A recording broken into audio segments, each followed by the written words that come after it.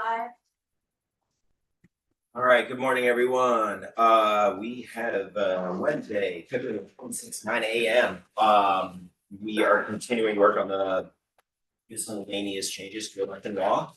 And today we are hearing from the Secretary of State, Director of Elections, and Representative Kurtz, in and around the district audits that we are looking at as sort of an extension of the work into one election issue that we dealt with at the beginning of the session. This is one of the bigger components of that extended work when we are, as we're trying to like identify the root and the solve, I guess, just to keep it kind of baseline. So that is the really focus of the next hour of our work on this bill. And with that, I will stop blathering and just invite the secretary up and the elections director. Thank you. Well, that's all right. We will share the spotlight here. You all? Oh, that is. Good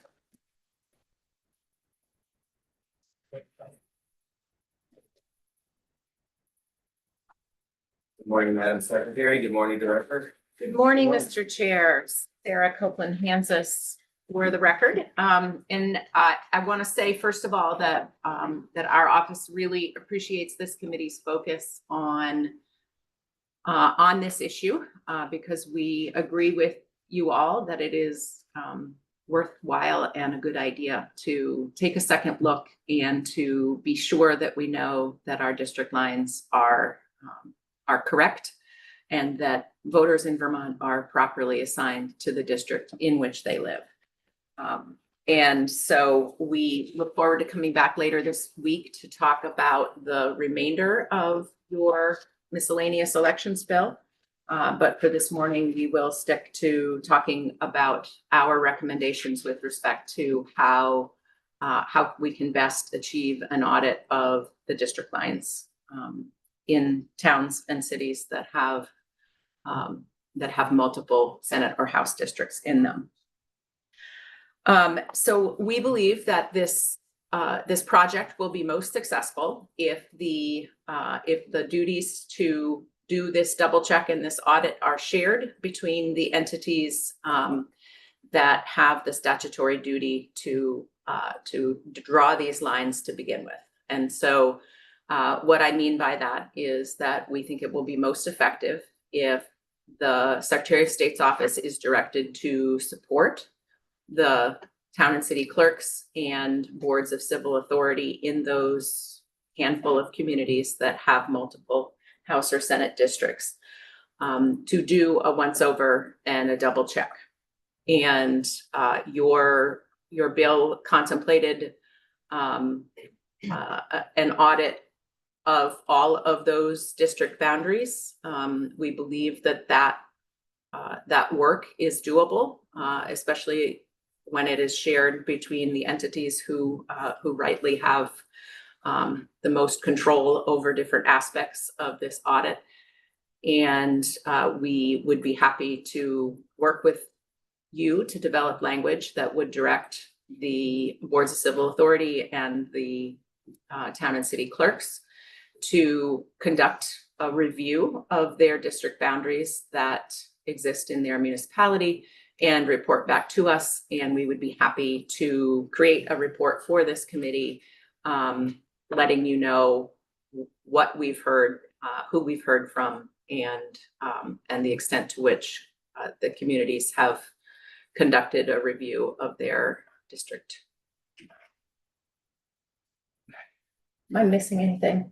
Director Sheehan? No, I think that's the main piece. Yeah, Sean Sheehan, elections director. As the secretary said, we think that would work most effectively. I think would be in line with the statute as it currently provides kind of authority and responsibilities for the clerks and for the Secretary of State's office. In Title 17, Chapter 43, Subchapter 2 goes through the municipal clerks and Board of Civil Authority charged regularly reviewing the voter checklists and being right in town in that physical area. They obviously know those streets, know the voters most directly, and are best positioned to do that work.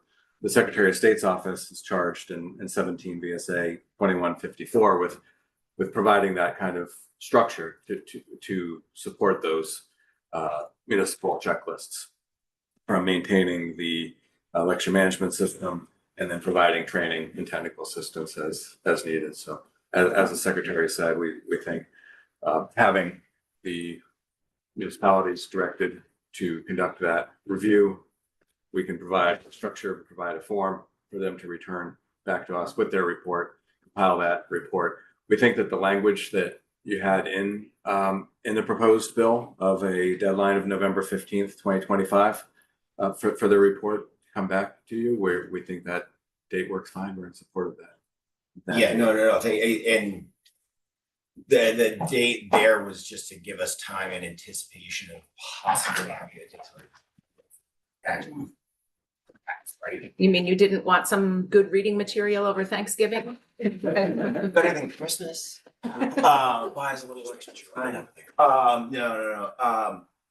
So, no, that makes sense to me. Do you have any idea how many districts, communities that this would capture? I think it's in the range of about 24, just looking at the districts which you have on the legislative website as well, describing them, going through that. It's about 24.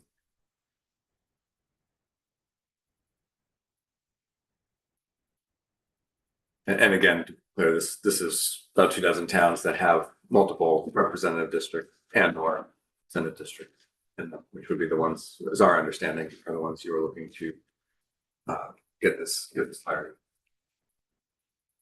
No. I find that to be logical. Does anybody have any questions for them on this? No, I just want to say thank you very much for being willing to work with us, and it is a compressed timeline, but really important that we get it done and have time to digest it. Yeah, I think it should be doable, although you will want to hear from the clerks, which it appears that you are. Yes, no. Clerk input is definitely vital with this, with almost all of these conversations here, but certainly this piece. Representative Hooper. You just mentioned Senate in a cursory review. I'm sure you did. You saw no inference that there was a problem with any of the Senate districts. There's Not that no it's our inference business. that there's a problem.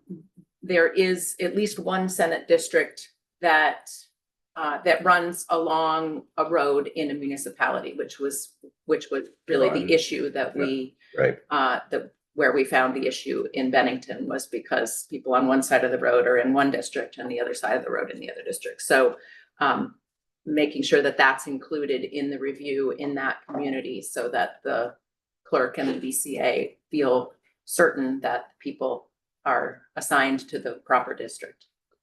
Yeah.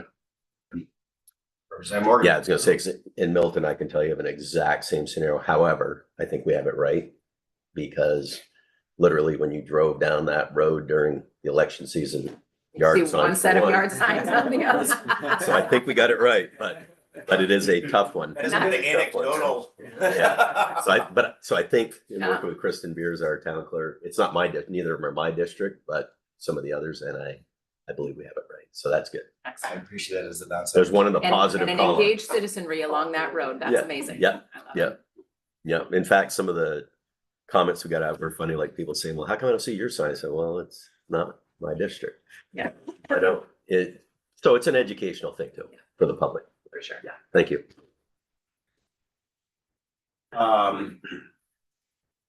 Okay, so we can add that to the, right now, we're kind of identifying the sections and the pieces to start, amending language and making adjustments, because we are also, staring at a crossover clock when we return from town meeting day.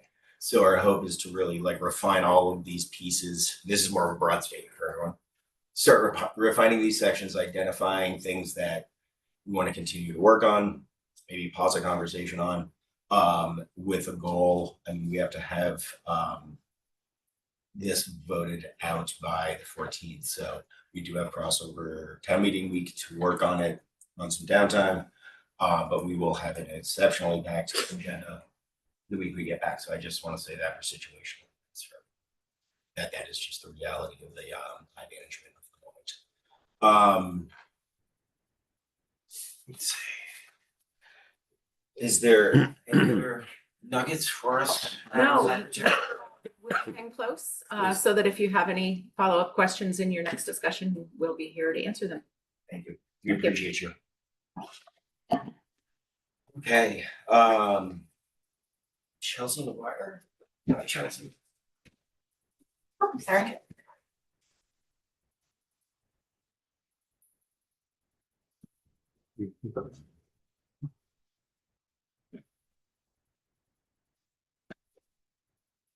Hi, my name is Chelsea Maguire. I'm, after town meeting, going to be the chair of the Vermont Municipal Clerks and Treasurers Association Legislative Committee.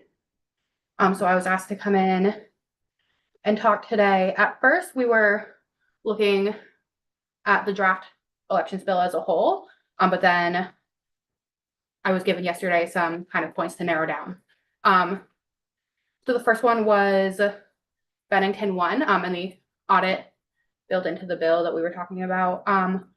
The general consensus among clerks is that the Vermont elections management system should be audited to make sure that every single voter is listed as the district that they're voting in. There's also kind of a feeling that with future redistricting, if at all possible, splitting up streets or neighborhoods should be avoided. Because that's really where that came up. And so I'm not sure, because you were speaking with the secretary about that audit. So I wasn't sure if you also wanted the clerk's thoughts on other pieces of the bill today. No, I mean, if you want to share thoughts on it while you're here, certainly. The main focus of this moment in time, though, is your sense of what we just discussed as far as refining the language and your perspective as the representative of our state clerks as to, you know, the workload, the viability, like what you might want for supports, things of that nature. So I really want to start honing in that piece first, but then I'd love to hear your thoughts. Okay, perfect. Yeah. So we didn't talk a lot about it as a committee about that piece, but what I do know is that the clerks already have so much to do, and the BCAs already don't really know what their responsibilities are. So as much guidance and assistance as towns could get would be greatly appreciated. I can see a lot of towns being resistant to any additional workload when it comes to things like this. But like I said, as a committee, we haven't really discussed that at this point. But I do know you're on a tight time frame. Yeah, no, absolutely. So,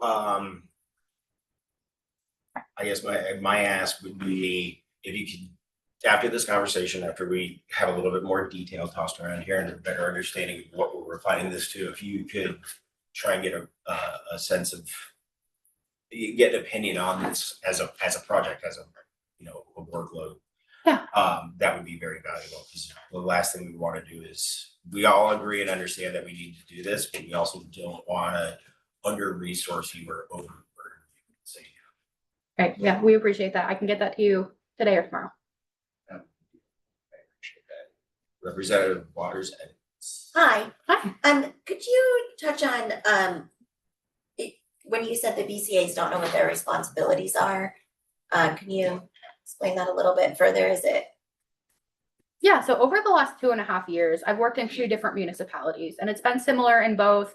And I think that in general across the state, it's kind of similar everywhere, where BCAs, even though they do it every cycle, they don't know what they have to show up for, what they have to do when they get there, what their statutory requirements are. My select board didn't know that they were part of the BCA when I started. So, and I don't think that I'm alone in that. So And I think that it's things like that pretty much across the board. I'm sure there are some great BCAs that are really on the ball, and in every town there are BCA members that really are on the ball, but by and large, they just need a lot of guidance.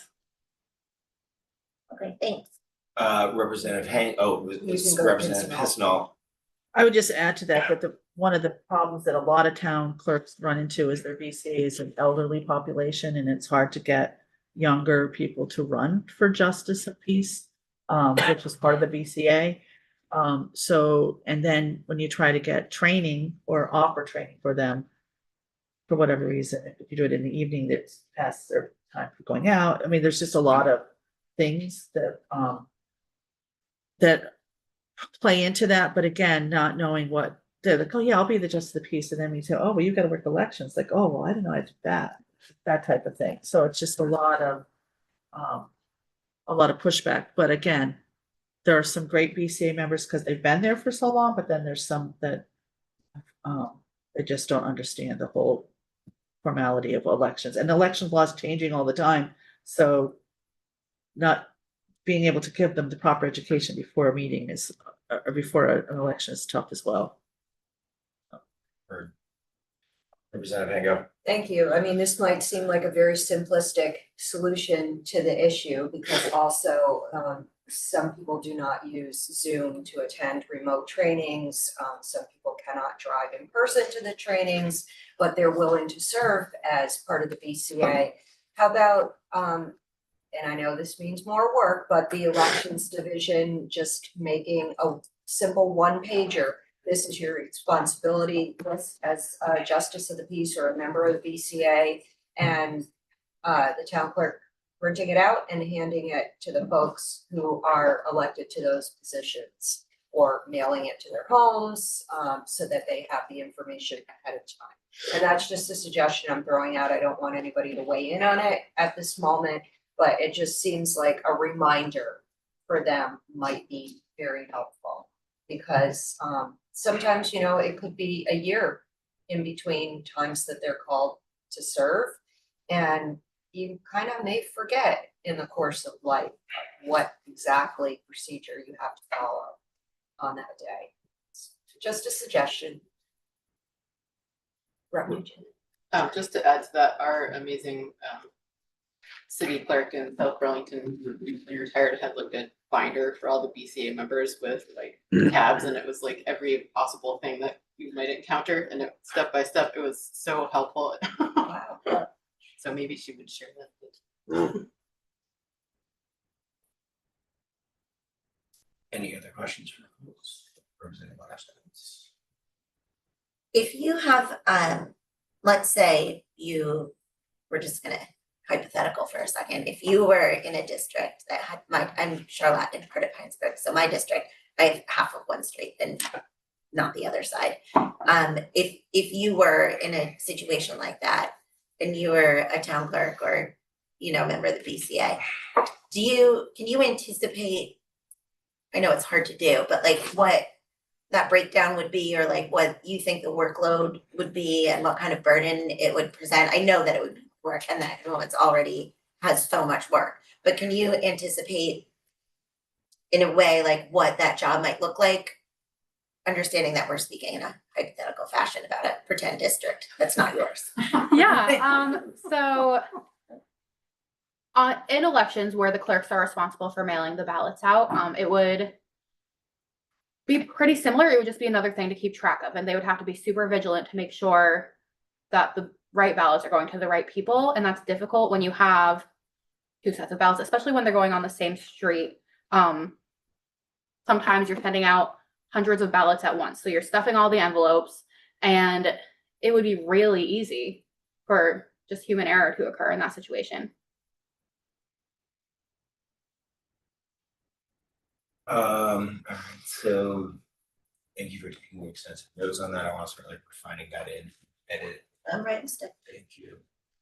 I had a question. As you talk to your fellow clerks on your committee, please, like, we're we're gonna start honing in a recommendation for council to amend. But we certainly are gonna wait on that until we hear back from you, so please bring the feedback to us from them, Yes. because we really want their input on how we structure this charge. Yeah, we really appreciate that.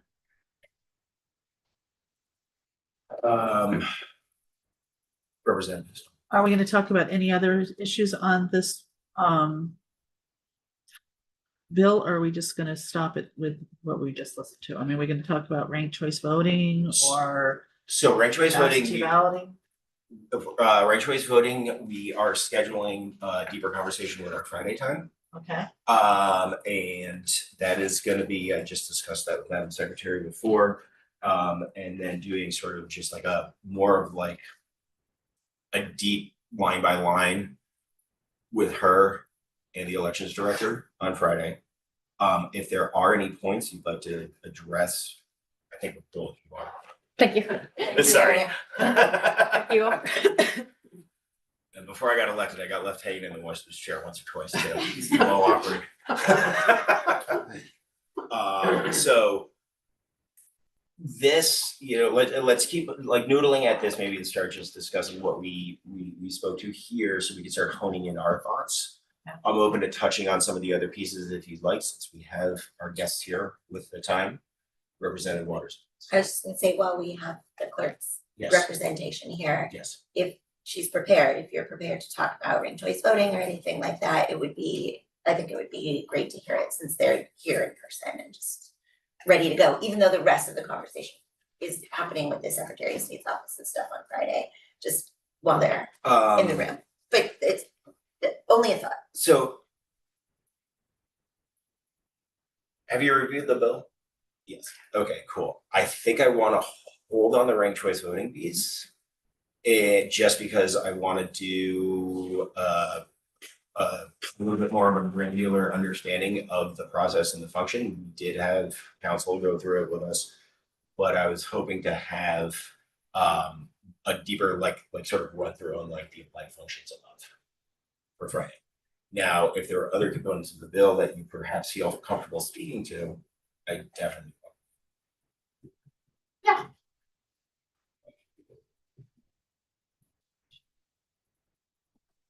I don't have to park on my feet this time.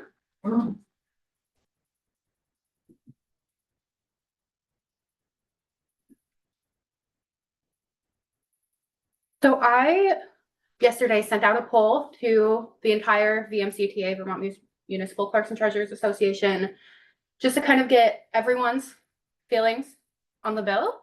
And one of the things is that about 3/4 of the clerks aren't in favor of universal mail-in ballots. They think that it's more, even though it's more work and it's more money up front for the towns, it can be more efficient when the clerks and their offices are the ones that are physically sending out the ballots. And a lot of voters feel more comfortable with that as well. I ask a question as to how many clerks were polled? Yes, so we polled about 150 clerks and I got responses from 66 of them. How does that compare to your usual polling feedback? The most recent poll I sent out, I only got about 5 responses. Okay, I So, paid attention to that one. yes. Thank you. That's fine. And is the reason for polling only 150 out of, I'm assuming there are more than that in the state because you don't have contact information for them, or? So I sent it out to the VMCTA listserv. Okay, so not all of them So all are of them, members. right. Thank you for clarifying.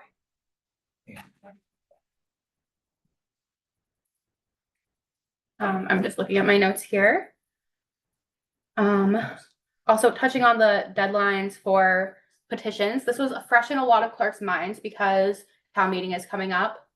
They don't want to see deadlines moved any closer to local elections than they already are. They would actually, a lot of them would like it to be the same as the deadlines for statewide and federal elections, just because they have to turn around ballots and things like that, and that can be pretty time consuming.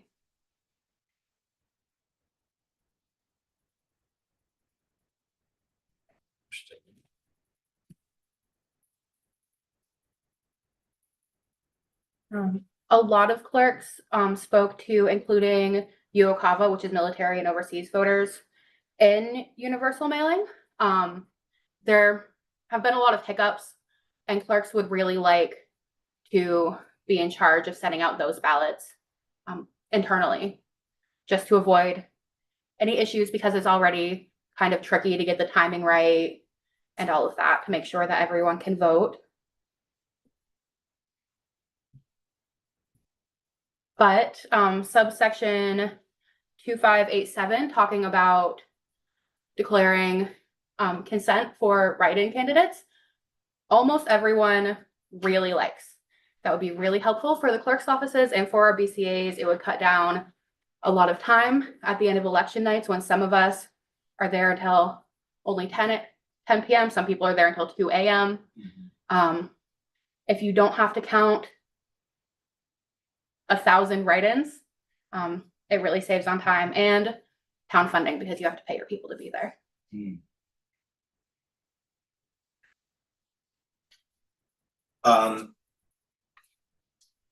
Give you a little bit of more detail just on town funding for that. Right. And just, do you get existing appropriations for the support for it? Do you need just like an escalation of the existing dollar amount, or do we need a way of providing you with that financial resource? So most towns just budget for elections. They anticipate whatever they pay their election workers. Some election workers only want to volunteer and they decline any compensation. This last year, there was actually a grant from like a civics organization that a lot of towns use that money to pay for their election workers. So that was really cool. So the cost isn't really a huge burden, but in smaller towns, and a lot of towns, not a lot of towns, but some towns still hand count everything. And they tend to be, with older populations, they tend to be smaller towns without a lot of financial resources, and they're paying their people to be there even later. So anything to save time in that aspect.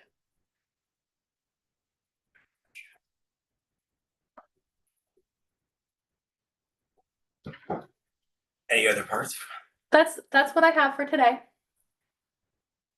No, I appreciate the feedback. And we'll start poking around in those other sections. We're gonna take some more testimony on the UOCAVA piece.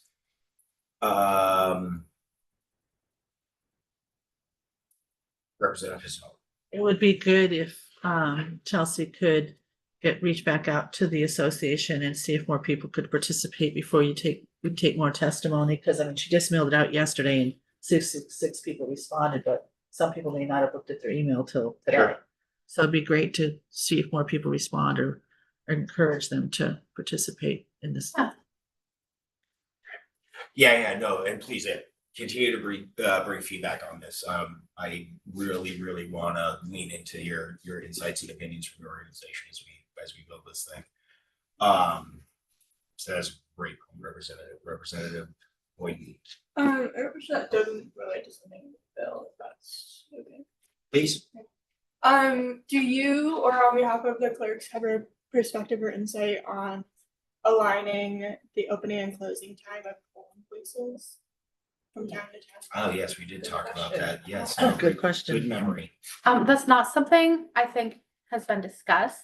So I wouldn't be comfortable answering that on behalf of the organization without discussing it with them.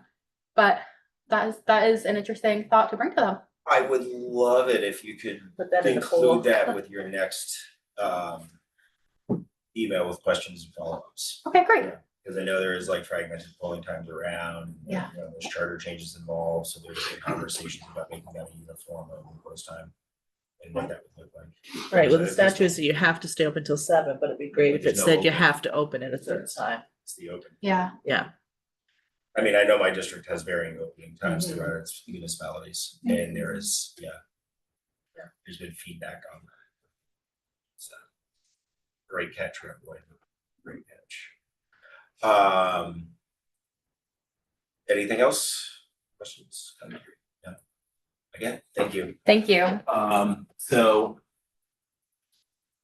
what is this due for our list of items? So, council is out with the flu today, so we're gonna follow up with them later as we start to hone in this stuff, but this does buy us a little bit of time to wait for that feedback.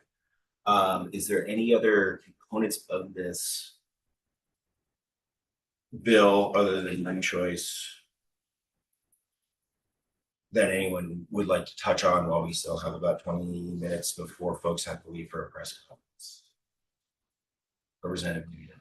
I just had a question, I'm not sure who could answer it, but about the, because we've talked about the district lines being splitting streets down the middle, and I know that seems like that would be something that would be addressed at the next census anyway, but I'm just curious, like, is that like a new thing, or have we never had district that, 'cause I feel like it seems inevitable to me. that you'd have Madam streets. Secretary, this looks like you. Yes. Sarah Copeland Hansless again. Thank you for the question. To my knowledge, it is not new to see a district created that divides a municipality into multiple House or Senate districts. I think the reason that this has come to your attention in the way that it has is because of the mistake that was made in that Bennington 1 district. But to my knowledge, that is the first time there has been a mistake where voters were mistakenly assigned to the wrong district. And I can talk a little bit about the process of redistricting because I was chair of this committee when we did redistricting in 2022. And I can tell you that it is extremely difficult to get districts created that are balanced in terms of the number of voters in the district. And that's when you have to start doing the unfortunate adjustment of bringing one part of a community into a different legislative district. And that happens when there's differential growth between different communities, or when one community has lost population and another community has gained population. And so while statute does say that to the extent possible, that district lines should follow other municipal boundaries, it is not a hard and fast because there are times when you have two adjoining districts that could be balanced if you move over to this road instead of this somewhat arbitrary municipal boundary.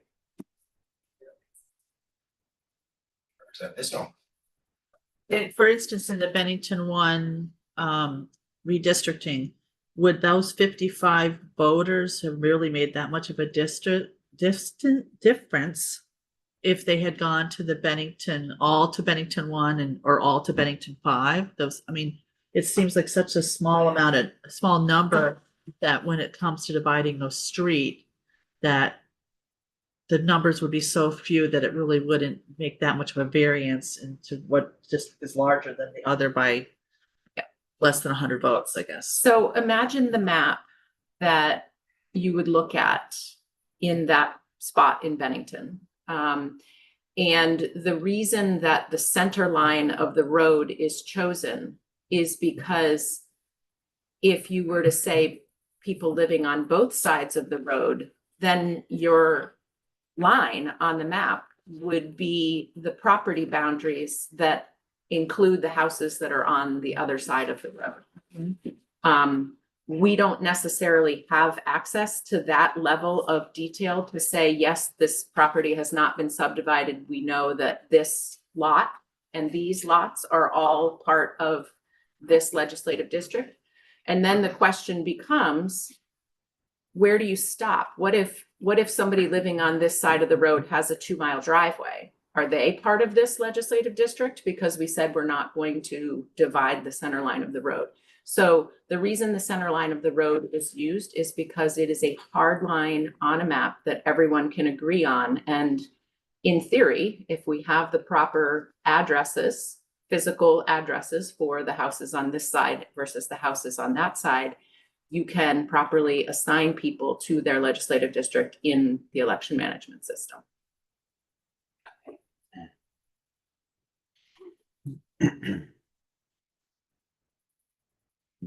Anything else for this? And one of the other things, one of the other things we're really trying to focus on right now too is, you know, we were very clear that this was a bill that came in extremely rough when we put it up.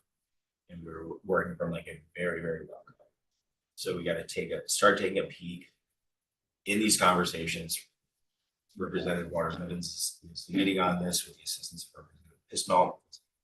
Bill project, but please start offering your input now on things. Start to hone and whittle this content down, because we always knew this was going to evolve.